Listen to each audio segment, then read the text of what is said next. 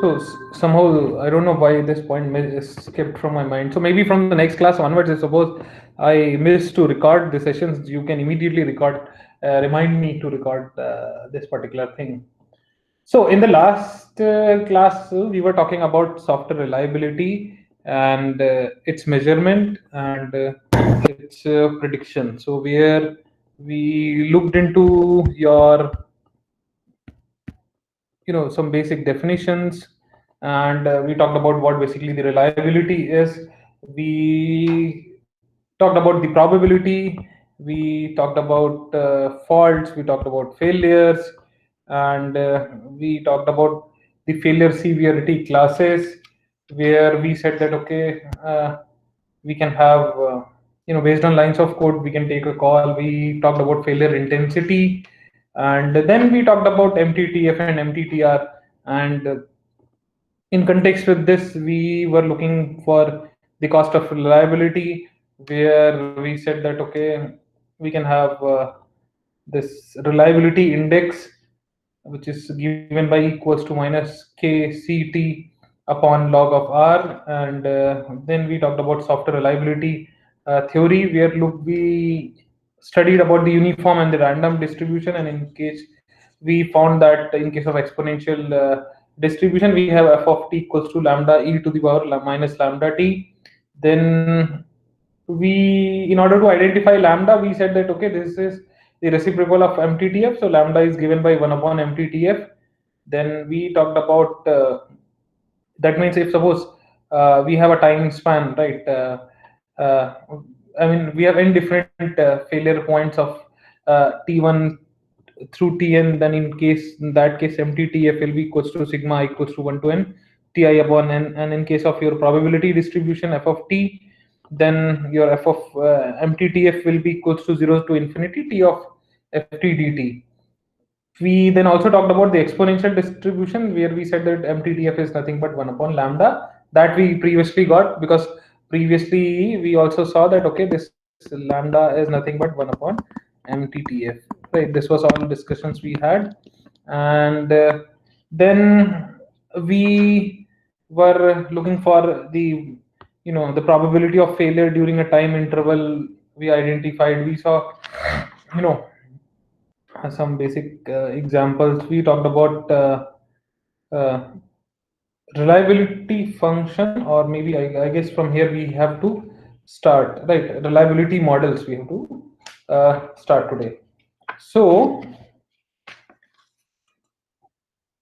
basically, reliability models are used to estimate a product's reliability, right? So we are talking about the product's reliability, and it can be also called as the number of latent defects post release. So basically, it gives you an objective understanding of the quality of the product, and that could help you in making fact-based decisions, such as like when to deploy, and so you can understand whether or not the product is expected to meet the reliability requirement or not. And it can also allow us to plan the resources for maintenance, just because the estimate we can estimate the number of expected faults. So in this case what we have is we have uh, several models, right? So we will talk about the types of models here. And these reliability models are similar to the defect models, and in many cases they're almost the same. So with reliability, basically we try to predict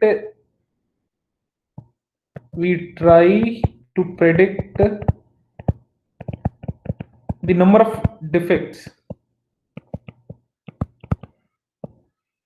remaining. You might have got the idea from this particular part. Defects remaining after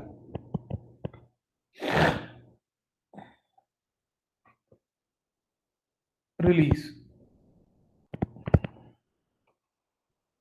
Right. So what we do here is that we once again deal with your static plus your dynamic models. So static models can use the attributes of a program to estimate the number of defects, and basically these models are in the form of, let's say, y equals to f of a comma b comma c up to z, where your this y is the defect rate, and it can also be called as your number of defects, and your a comma b comma c up to z are nothing but the attributes of the products.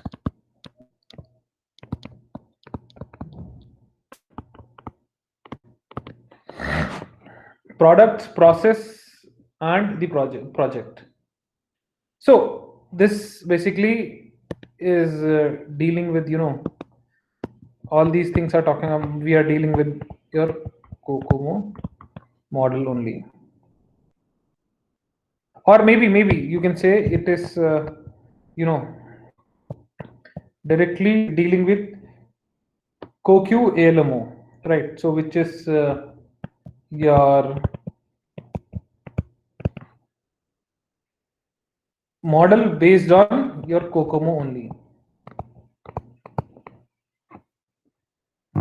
So basically, and your dynamic models uh, are based on your statistical distribution, and they are, considered better than your static models.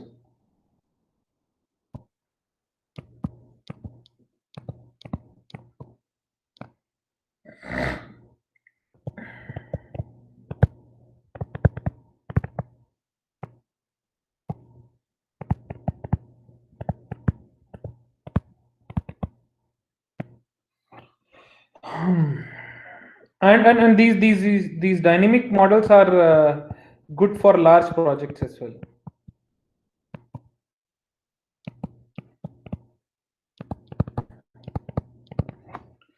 Right, these models are good for large projects. And in case of large projects, when you basically need to estimate when or if the project will fail or not. So one type of model encompasses the entire life cycle, and it deals with your Rayleigh distribution.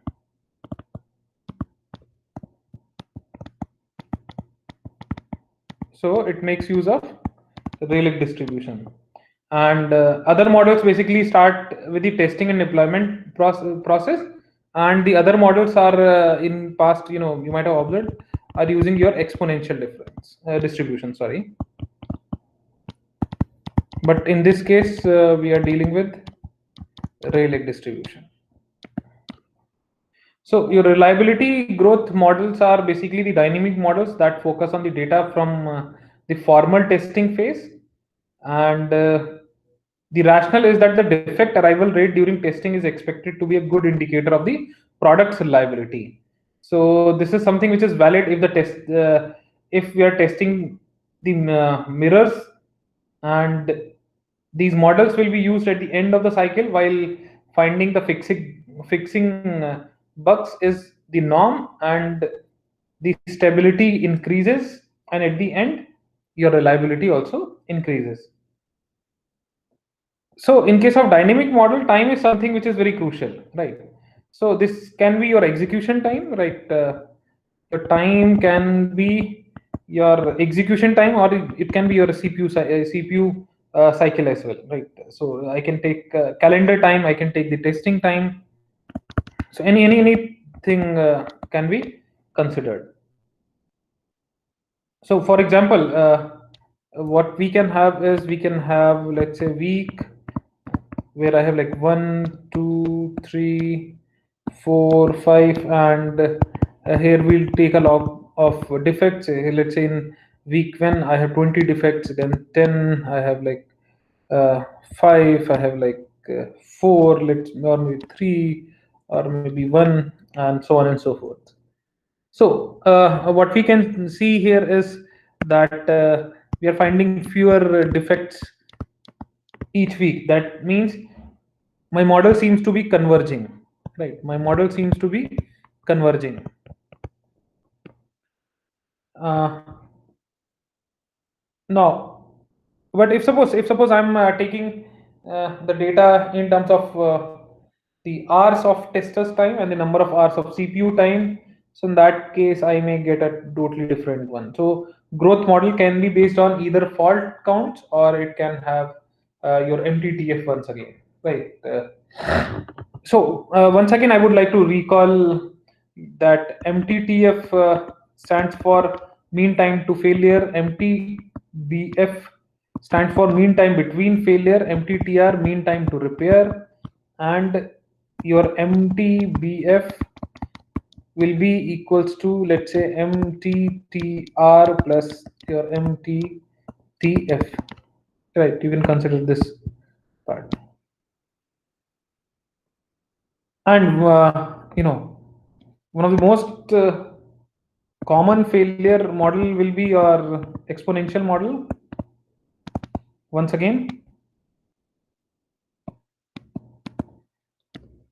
which is your exponential distribution.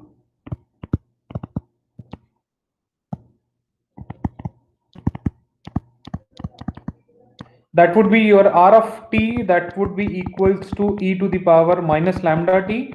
Now, if looking at this particular thing, you might have got an idea that it is purely an exponential distribution, and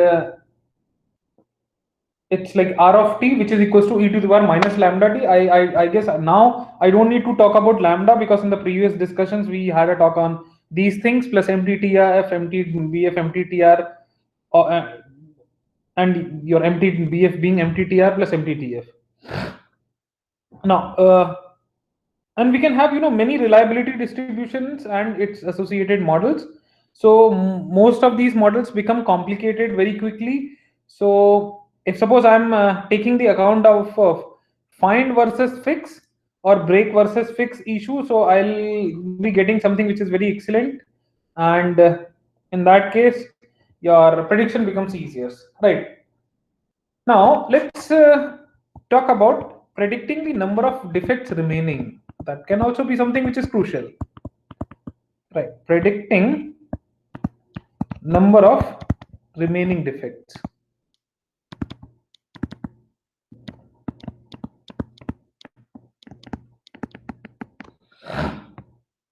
So, once again, we can have multiple ways to predict the number of defects which are remaining in the product after testing is complete.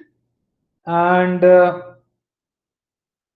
I can have, let's say, a very simple one where I can rely on the defects per kilo LOCs priced based on customer which is reported. And once again, we can have a projection which can be based on your Rayleigh curve once again.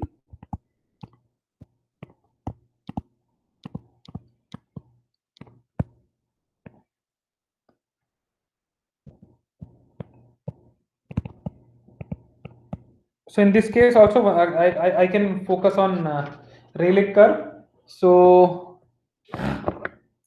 in that case, what we can do is we can select one or more similar or the previous projects and gather the test effective levels, and I can once again measure the means and standard deviation, and then I can predict the future ones. Now, another thing which is very crucial, which is like we can also talk about failure arrival rates. Failure arrival rates. Any idea about failure arrival rate? Let me get some inputs from you guys.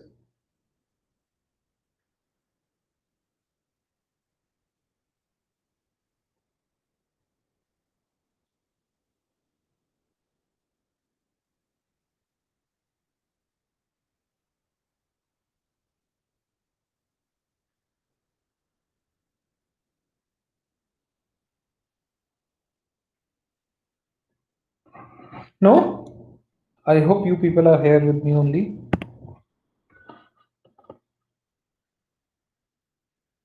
So basically, all of the reliability models, they attempt to predict the arrival rates of failure after the deployment. So simplest method is to use a defect prediction technique. And here the issue is that failures are the function of faults, right? Failures are the function of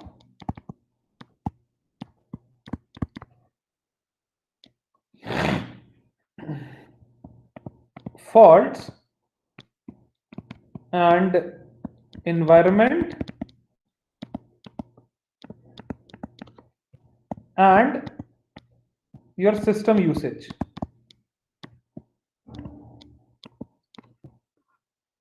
So I can have like four options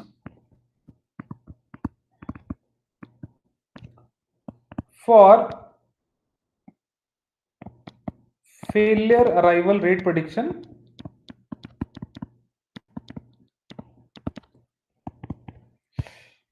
Sorry.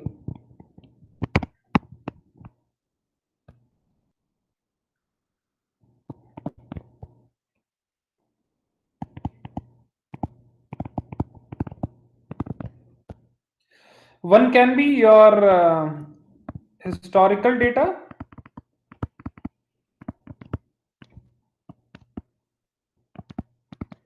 From the similar projects.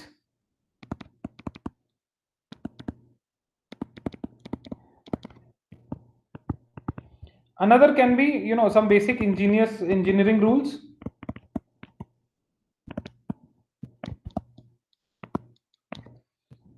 Another can be your Musa's algorithm. And the last one can be your operational testing.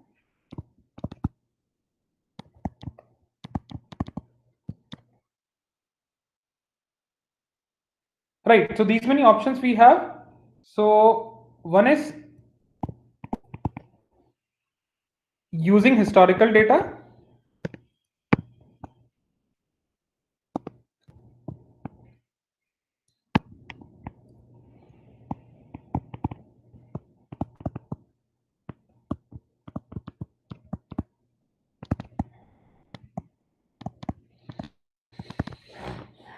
Now this becomes very interesting because if suppose I have the data, past data from the similar projects, so I'll be able to use it to predict the failure arrival rate, and I can look at the expected usage and I can roll out the new system. I can compare it with the other similar systems as well, and in case of any fit, I can start with that as a model.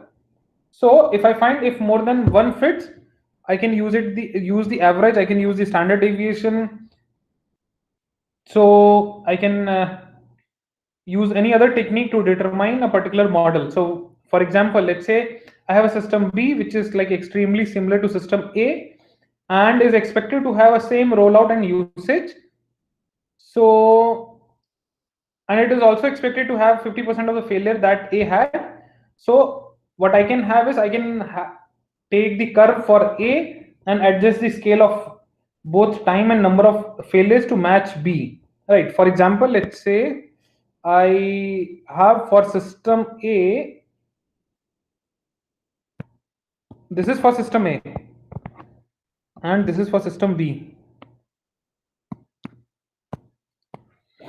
Right. On this side, I have time.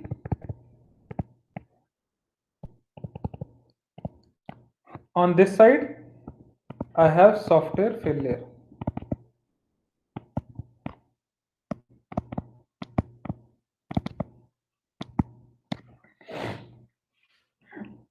Right. So if suppose for example, like if suppose I have two systems A and B, and for this, if I'm getting a curve somewhat similar to this, so there are high chances that I'll get a similar curve to this as well. The only difference will be like system failure might be at a higher or a smaller rate, that depends, that we can easily predict. Now the second thing is, in this case I can use the engineering rules, right? And for this,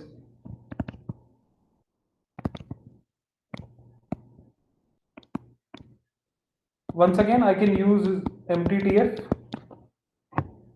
So in this case, let's say for example, if suppose I predict 7 defects per kilo LOC, because relating defects will be always per kilo LOC to MTTF.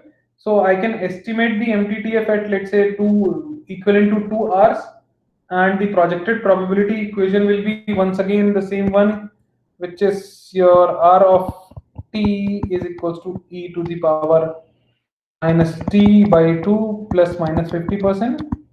In that case, once again, I'm able to form a table, and I can predict the failure rate based on the defect density.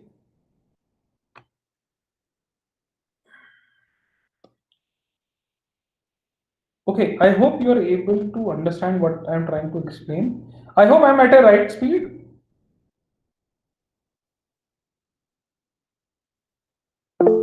Okay, fine. So the third one was your Musa's algorithm. Right, so what we can do is, in case of Musa's algorithm,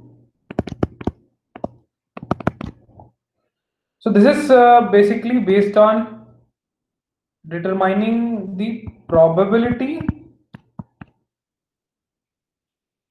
that a defective line of code will be executed and the defect will cause a fault. So basically Musa suggested to use it as a starting point in predicting the failure arrival rate.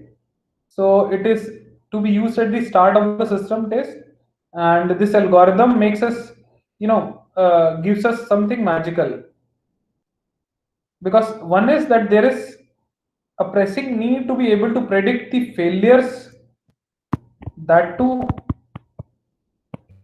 from faults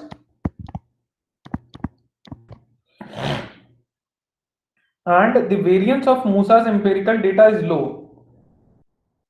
Right. So Musa's model takes as input so what is the input? It is your predicted number of remaining faults.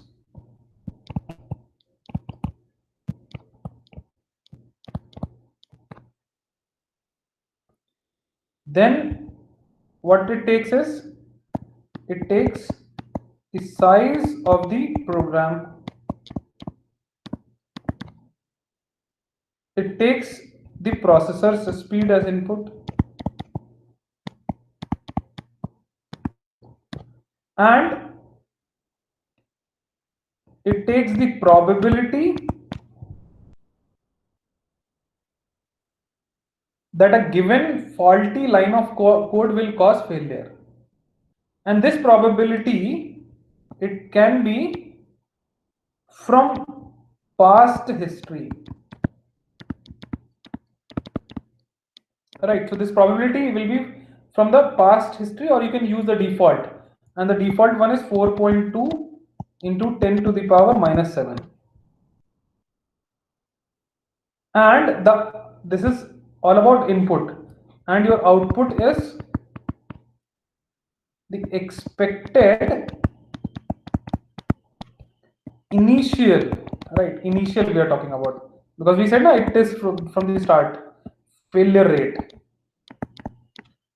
which is based on CPU time. Right. So if suppose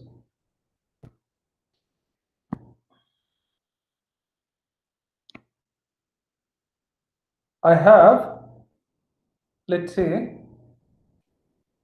lambda naught, which is your projected initial failure,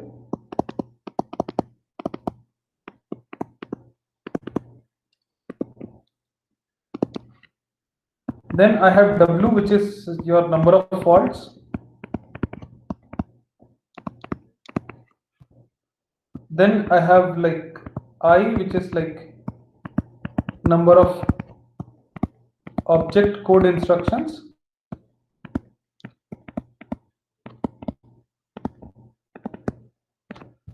R, which is your process speed,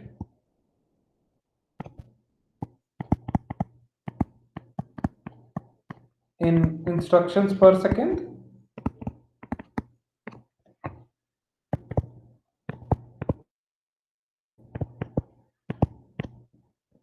then I have K, which is your failures per fault executed. Means after executing each fault, the failure which we are getting. So which we can derive from the similar projects, which is your K equals to lambda I upon RW. Right now it is previous one. Or I can take it as 4.2 into 10 raised to power minus 7. So my lambda naught becomes R K W upon I. Right, and K is obviously once again we are either taking the magical constant, which is 4.2 into 10 raised to power minus 7, or I am calculating it from the previous project. And R, W, and I are from the current project, which is like being tested. So in this way, we'll be able to calculate the arrival rate of the failure. Now, then the next one is your operational testing.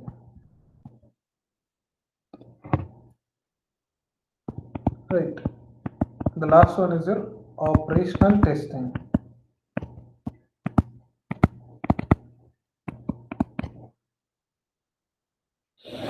So your operational profile testing runs the system as close as possible to the expected field environment and its usage, and uses the result of that testing to predict the failure rate in the field. So it is like one of the preferred method for predicting the field failure intensities. So what we do is we go ahead with the operational profile, which is a quantitative characterization of how the software will be used in the field. Because we said we are giving we are trying to give the exact environment and exact field. So a profile is set for the independent possibilities, and then we try to go ahead with predicting the failure arrival rate.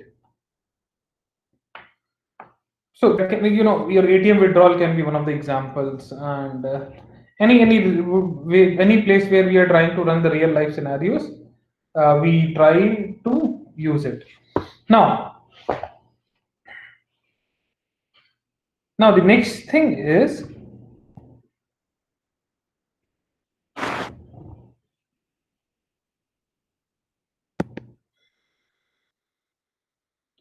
now let's talk about probability and your reliability.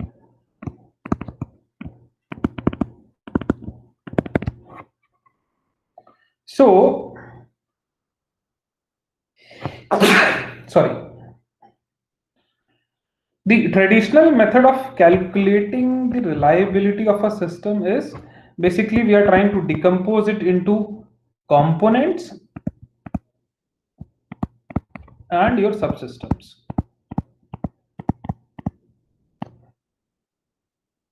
And all of which have their own reliability, and to use the probability theory and combinatorics, right, in order to calculate in order to Yeah, in order to calculate all these reliability or the predictability models, or maybe you can say that we are trying to calculate your no overall system reliability instead of saying simple reliability, overall system reliability.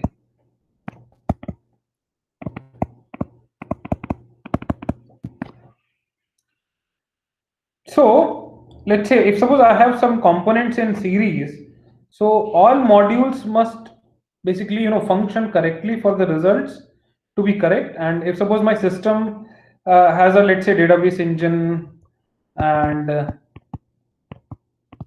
it has, let's say, some middleware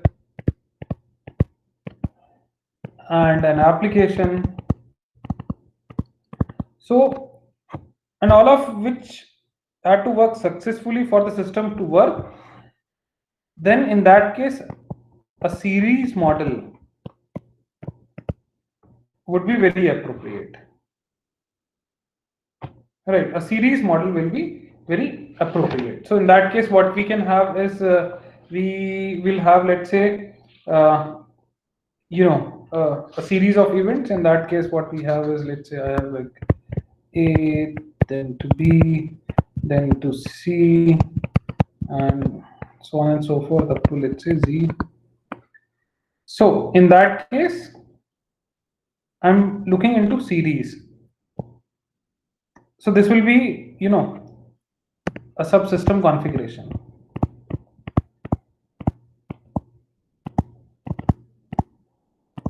Another can be having all these things into parallel. In that case, what we can have is that I can have same A, B, and Z, and all these things are running in parallel. So this kind of subsystem configuration also we can have. In both the cases, I can look for the probability of it, whether it is failing or not. Now, the question arises that we got to know about all these things, but yet, when can be a good time to declare that, okay, we have identified everything, now the availability factor is highly apt? Now, this question is open to you guys.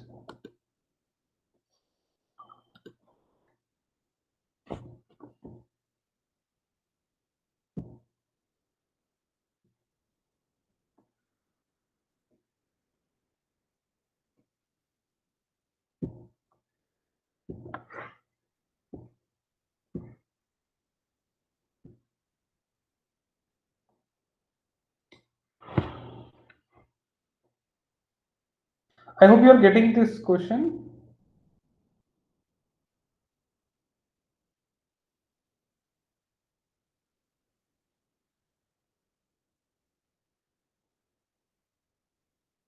Right. Clear.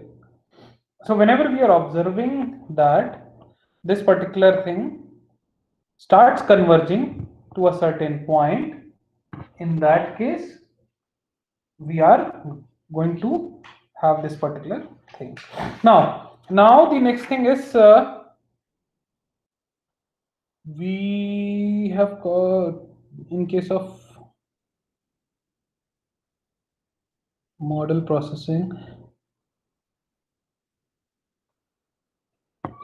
Yeah, so now soon we'll switch to our fifth unit. Let me know if you have any doubts in this.